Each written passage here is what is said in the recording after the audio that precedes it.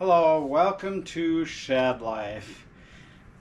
As you can see, I have my wolf tooth dropper. Just did a unboxing video of this.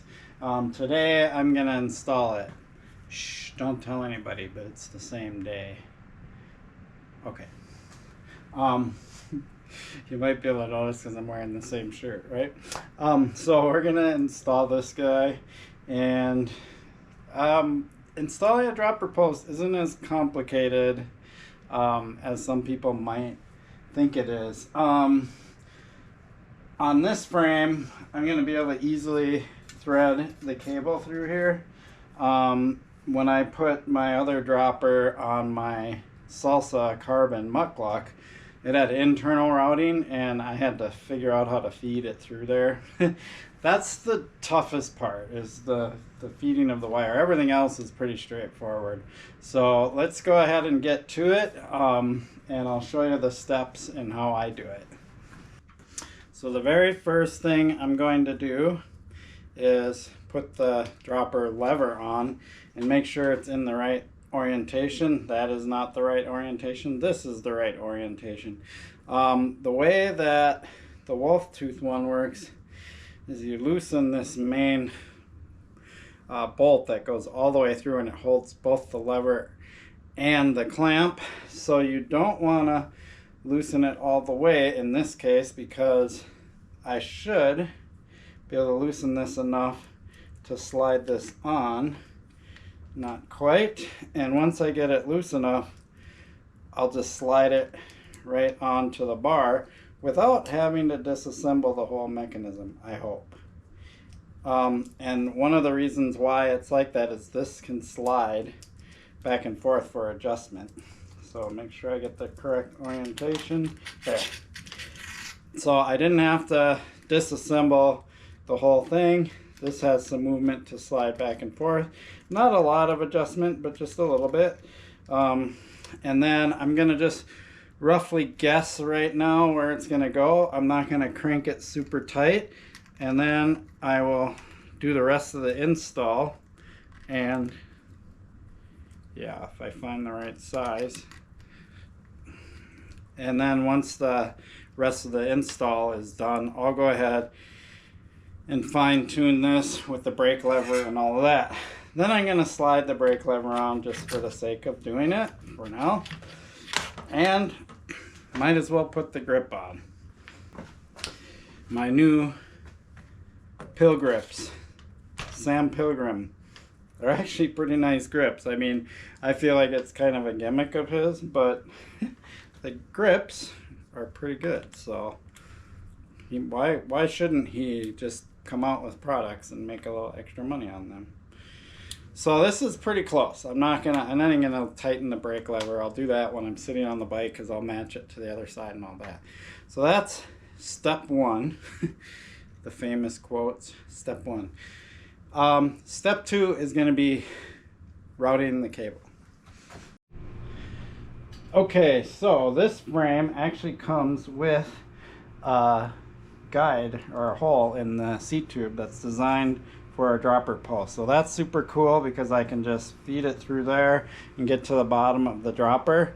The wolf tooth dropper actually comes with a housing and inner cable. So we're gonna ignore the inner cable for now, and we're gonna go ahead and slip the housing on. I'm hoping these little ends pull off. They may or may not.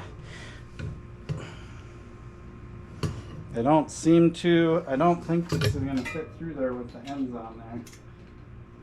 Nope. So let me get the little ends off of there, and then we'll go ahead and feed this through. Okay, so this little end, I got it off. I want to remember to put this back on once I get the cable routed all the way through. It's probably a good idea for me to kind of test this part, right?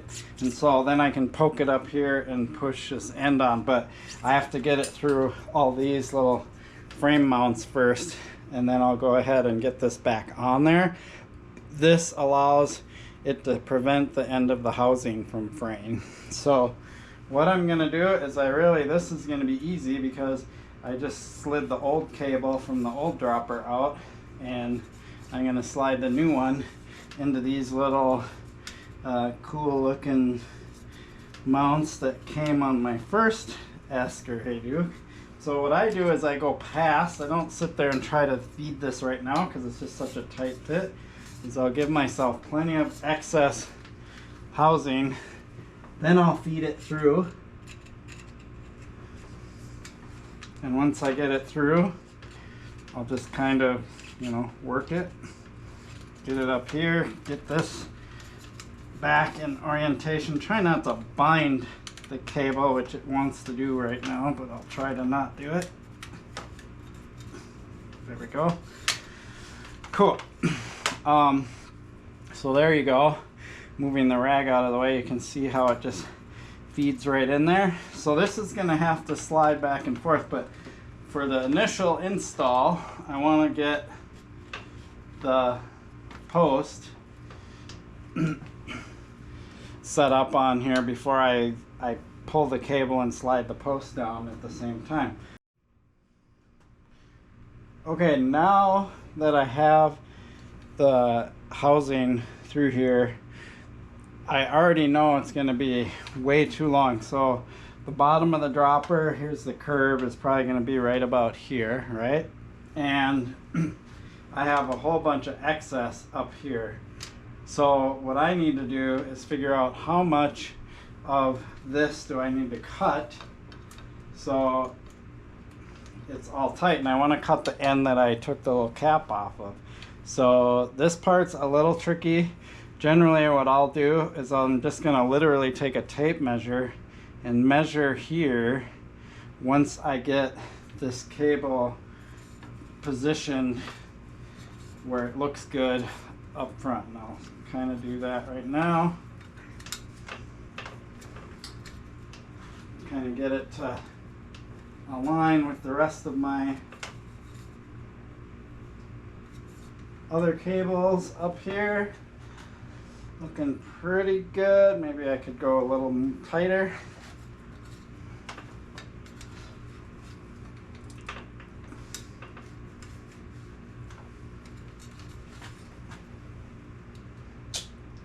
I want to go a little tighter.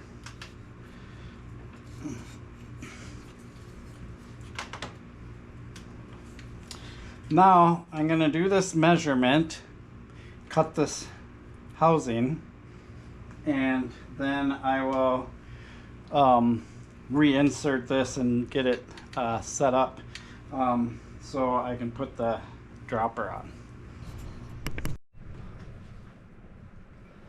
Okay, so what I did is I fed the cable back. You'll see it's really short over here, right? And have it sticking out of the seat tube. This is necessary so we can get the seat post hooked up. So now we're ready to install the seat post, and I'm probably gonna slide this down a little more because the less I have to like feed the post, the easier, right? And then this will end up getting slid down, and the end of the cable housing will be there, which will allow this to go all the way up to my dropper lever. So crossing my fingers that I cut it the right length. I'm pretty confident because I've done this a few times before. So time to insert the dropper.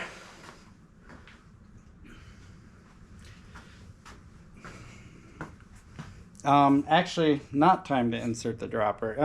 Time to hook up the inner wire, which is part of putting in the dropper. So we want to feed the wire all the way through till it comes out the other end, because it's going to clamp at the brake lever, at the dropper lever. So we're going to feed this all the way through. And I can pull it through. Now we're ready to install the post. Very important to put, if you have an aluminum or carbon frame, you can just put regular grease. This is titanium, so I have to use this, what's called tie prep, or what they call anti-seize, and you're not supposed to get this all over your hands, but I'm probably going to anyway. because I just get it all over my hands and then go wash them right away. So once I get tie prep on there, you didn't see this part. And the other advantage of doing this is, I know I got to put a little more on here.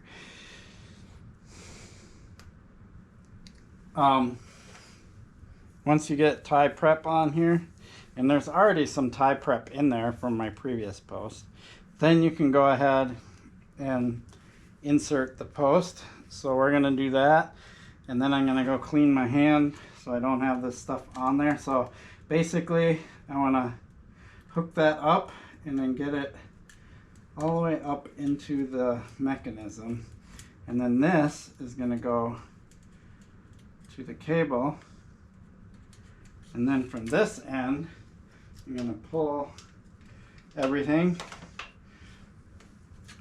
Kind of tricky. This is the part that's always a little different with every bike, but you got to pull the line and insert the post kind of together. It's kind of tricky.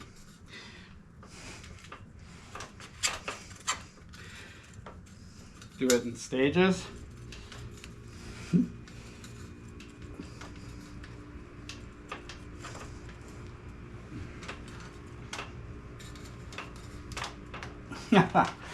Why doesn't, there it goes. And I've had times where I've done this and it disconnects and then I gotta pull it out and do it again. But this is kind of the tricky part. And then the other part is yeah, doesn't matter really. There we go. Make sure this is still engaged. It is. All right, so I'm close enough to where, and I'm not even sure which way this post goes, so I need to figure that out, because even though this might be the correct way, I'm not 100% sure. So I'm going to figure out which way this post goes, and I can twist it because that cable and wiring is just going to stay in place, and this is just going to rotate around it.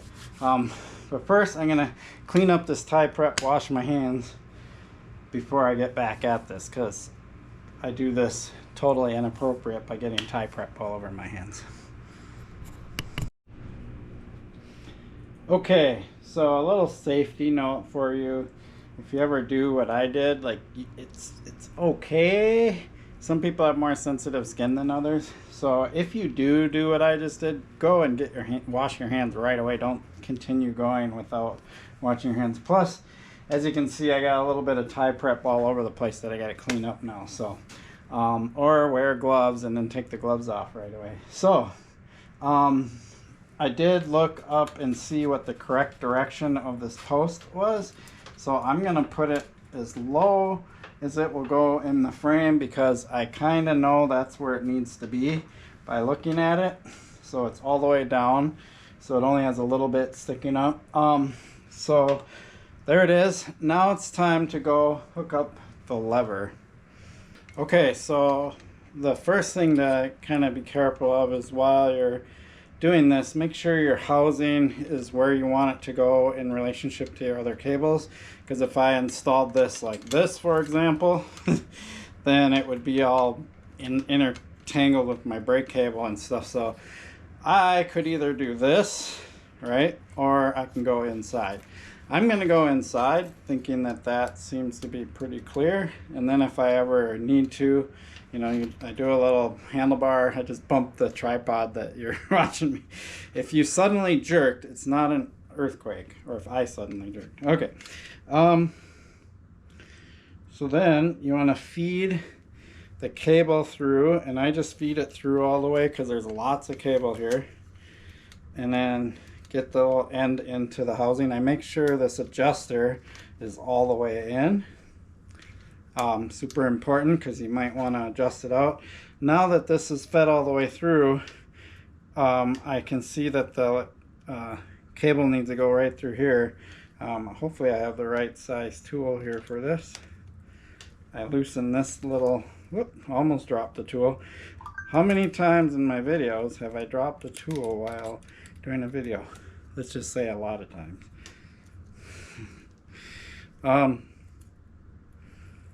Just stick that through there. Get it a little closer so it doesn't want to pop out. Now I can pull it through with my hand, kind of making sure it doesn't come out there. Now it's all through there and through the little groove, and there's a little roller groove, and I'm going to pull tight on the cable. And here's where it's important. So I'm going to tighten this down, but I'm not going to like crank it super tight. I'm just going to get a little snug. Then I'm going to do this, and I just felt a whole bunch of stuff go on down there.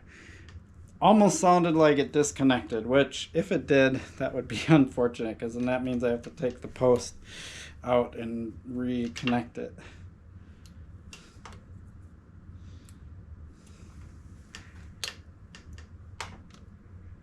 Yeah, I think it disconnected. So what happened is the little tip of the cable inside on the post must have been in a position for me sliding the post in there, and then it popped loose, and now it's just resting at the bottom, and there's no push of the lever. So that's one reason why I didn't want to crank this super tight, and because now I have to undo all this, slide the post out, get that back in, and do it again. And that was what I was talking about when I was putting the post in, is hopefully it doesn't come disconnected. But sometimes it does, and this time it did.